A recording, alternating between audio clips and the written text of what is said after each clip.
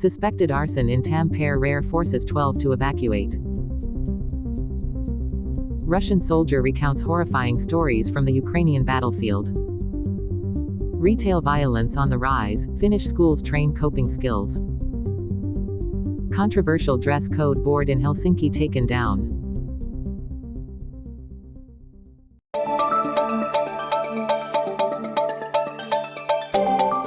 On October 30, 2024, police suspect an arson in central Tampere. According to the Central Finland Police, a large fire broke out in the basement of a two-story residential building on Palvi-Kartu Street in the Zuhannes-Kailar district last Wednesday evening.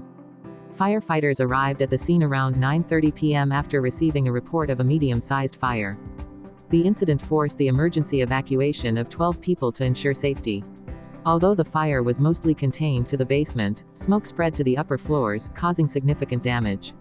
Fortunately, no injuries were reported. Police are currently investigating the incident on suspicion of intentional arson. Investigator Lassi Sorantar stated that they have not disclosed whether any suspects have been identified yet.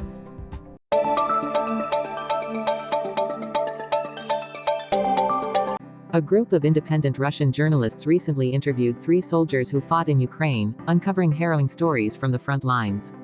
In the interviews, a soldier named Andrei revealed that he was forced to fight after being taken from a prison in Russia.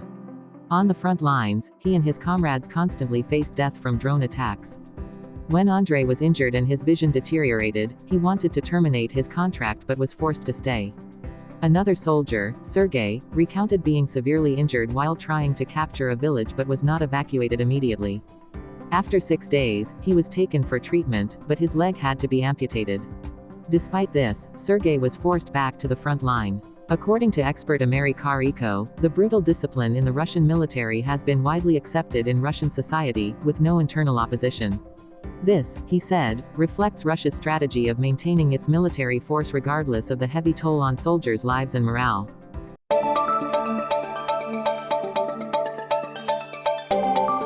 Workplace threats and violence have tripled over the past few years, according to statistics from the Finnish Retail Association.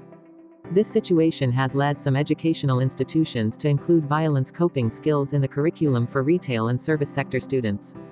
Mikko Hutanen, a store owner at K-Market Kansler Rientier in Turku, recalled a frightening incident in which he faced an assailant with a knife during a beer theft in 2018. Although the situation was resolved with the help of a customer and the police, the experience left a lasting impression on him, especially as his wife was also threatened. The rise in violence has prompted training centers to organize security days for students. Kai Johansson, a business instructor at the Turku Vocational Institute, emphasized the importance of understanding and preventing risky situations in the workplace. The job isn't just about sales skills, it also requires handling inappropriate customer behavior, Johansson stated. He also mentioned a proposed bill that would prohibit access to businesses, which is expected to create a safer work environment once implemented. Many in the retail industry are hopeful that this measure will effectively protect workers from the risks posed by violent customer behavior.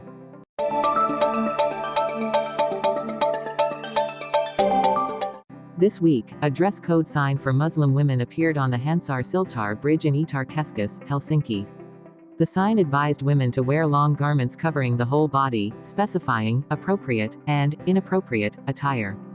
However, by noon on Friday, the sign had been removed when security requested that all vendors vacate the area. Mikko Sirisarnen, CEO of the company that owns Hansar Siltar, explained that although the bridge is a public area, it is private property, and activities like vending or sign displays are not permitted without the owner's consent. Many felt that the sign was inappropriate. Eli Olivia Leno, a Muslim resident of Helsinki, remarked that this was a personal opinion that should not appear in a public space.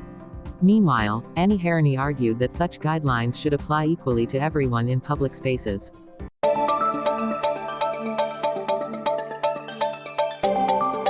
Alo Petition, a 110 centimeters tall man from Tampere, is struggling with a new parking policy at Tampere University Hospital. Previously, people with disabilities could park for free in the garage, but since August, the policy changed, requiring them to park outdoors to ensure equality. However, the garage's payment machines are now placed too high, making it impossible for Haranen and other wheelchair users to reach them for payment. While payment is possible via an app, it is not convenient for everyone. Ari Koripar, a disability rights advocate, argued that free parking in the garage for people with disabilities should be reinstated to quickly address the issue. Haranen hopes that adjusting the height of payment machines will become a standard, improving accessibility for everyone in public facilities.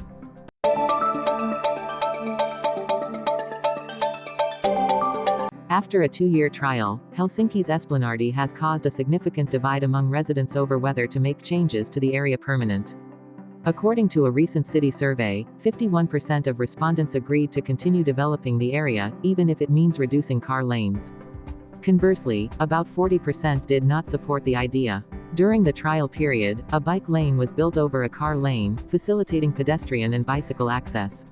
However, this caused difficulties for drivers, with 60% of motorists finding driving on Esplin Arti bothersome. The trial project cost around €4.2 million, and the equipment used in the area has been redirected to other projects. The Helsinki administration will evaluate the project's results next week to decide on Esplin Arti future.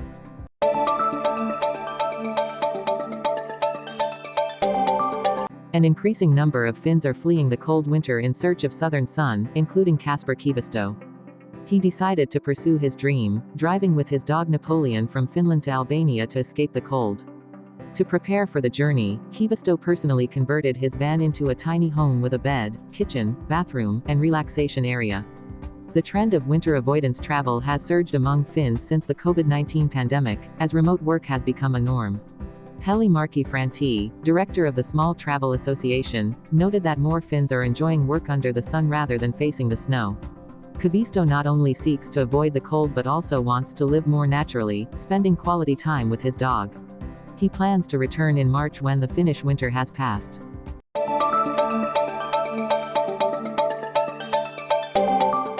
Fazer has announced a major modernization plan at its candy factory in Lappeenranta, which was previously at risk of closure. The factory will transition from a steam production system to electrical energy, reducing emissions by 90% at the plant and 10% across Fazer's entire group.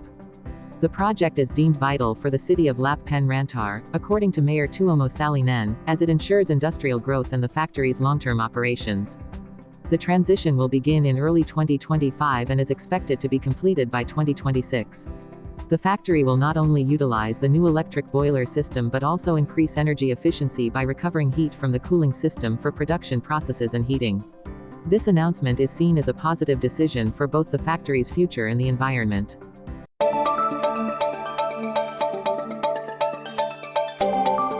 Professor Tuomas Kosonen from the Finnish National Institute for Economic Research touted that having inheritance and gift tax would primarily benefit the wealthiest households.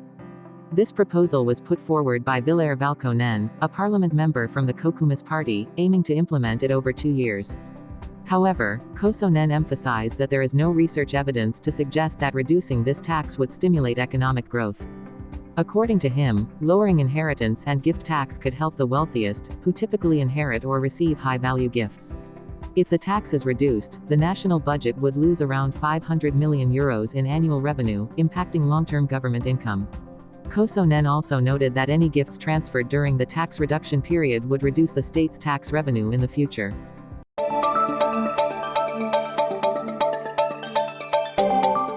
The funicular at Karkkolanmäki Turku will resume operations next week after a prolonged shutdown due to a shortage of spare parts. The lift had been out of service since September 20 because essential parts were broken and awaiting replacement. Finally, the parts have arrived, and repairs are underway. According to Turku city representatives, the counterweight wheels of the funicular need to be replaced to ensure safety.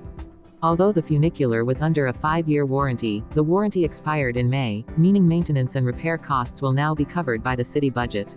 In 2023, the funicular faced multiple shutdowns due to technical issues, causing inconvenience for residents and visitors alike.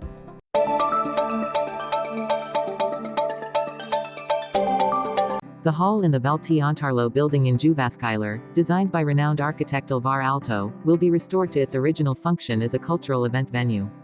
Located in a building constructed in 1929, the hall has remained unused for an extended period and will now be reactivated as a cultural space under the new name, Cultural Protection.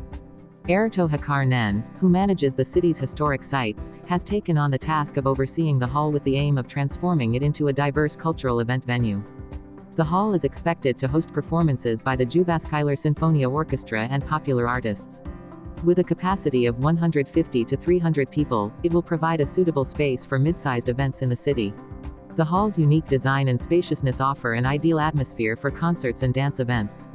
The first events in the hall are scheduled for December this year.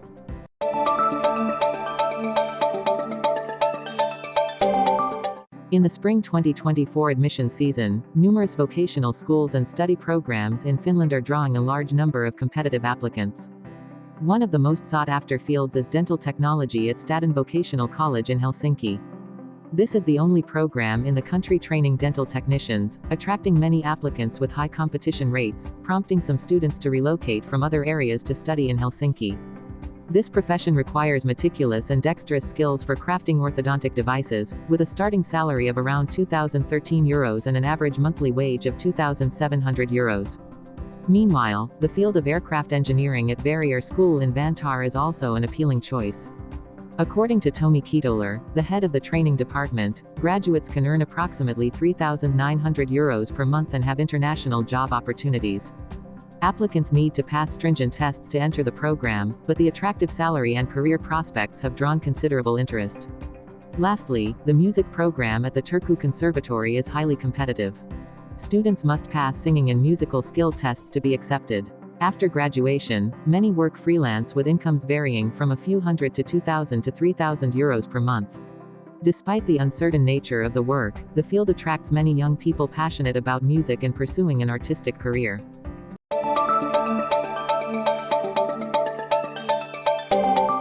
In Hammanar City, Finland, recent water pollution issues have been attributed to maintenance and installation of new pipe sections into the water system. According to Olli Soraveri, director of Horrifying, this is a temporary quality issue. Rapid tests conducted on Thursday showed all 9 samples were clean, so the boil water advisory is likely to be lifted on Saturday if subsequent samples meet standards. Chlorination to disinfect the system began on Thursday and will continue for a week. Residents may notice a chlorine taste and smell, but the water remains safe for use according to health inspectors. Horrifying has also provided backup water supplies to essential locations like schools and nursing homes to ensure urgent needs are met.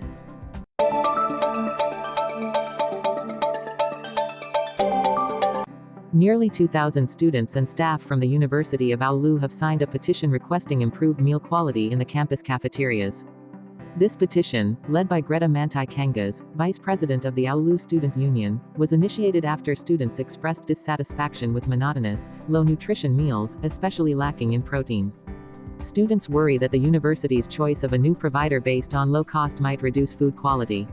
Currently, Zuverines and Sodexo have been selected to replace Unaresta, a provider owned by the student union itself, which has filed a complaint about the decision. Mantai-Kangas noted that many students have opted for alternative meals outside the cafeteria. With ingredient prices rising, Unaresta's management believes that adjusting meal prices is necessary to ensure quality.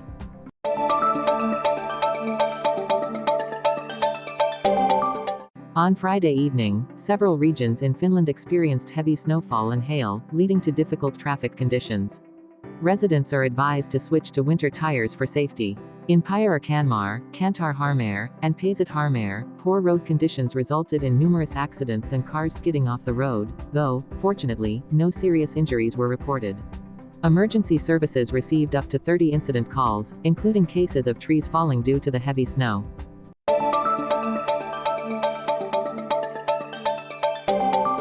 On the evening of Friday, November 1st, Finland recorded a hurricane-force storm with wind speeds reaching the typhoon level for the first time in history.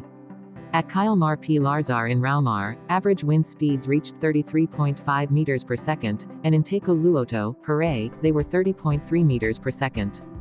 This is the first time Finland has recorded hurricane-level winds, according to meteorologist Matti Huhtonen. The powerful storm caused widespread power outages, impacting tens of thousands of households. Western and southern regions of Finland, such as Vaara-Sine-Suomi and Saartar-Kuntar, were severely affected, with numerous incidents of fallen trees and damaged roofs. Rescue teams worked continuously to handle hundreds of emergencies, primarily related to fallen trees and damaged structures. In Saartar-Kuntar alone, over 300 cases were reported to emergency services. The storm also knocked down 2 high-voltage 400 kV power poles in Eurazoki, severely impacting Finland's national power grid.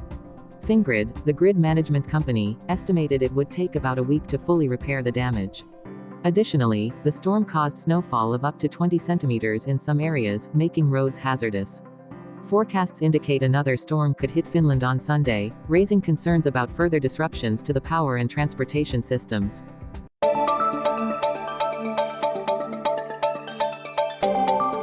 On Sunday, southern Finland is set to face another storm, though it will be less intense than Storm Lili. A low-pressure system forming over the Norwegian Sea is expected to move into Finland, bringing strong winds and snow. According to meteorologist Matti Huhtonen, winds will be strongest over the sea but may also cause damage on land. Traffic conditions will worsen as rain falls in the south and southwest, while central and eastern areas may receive up to 15 centimeters of snow. Driving conditions will be hazardous due to slippery roads, especially in the evening.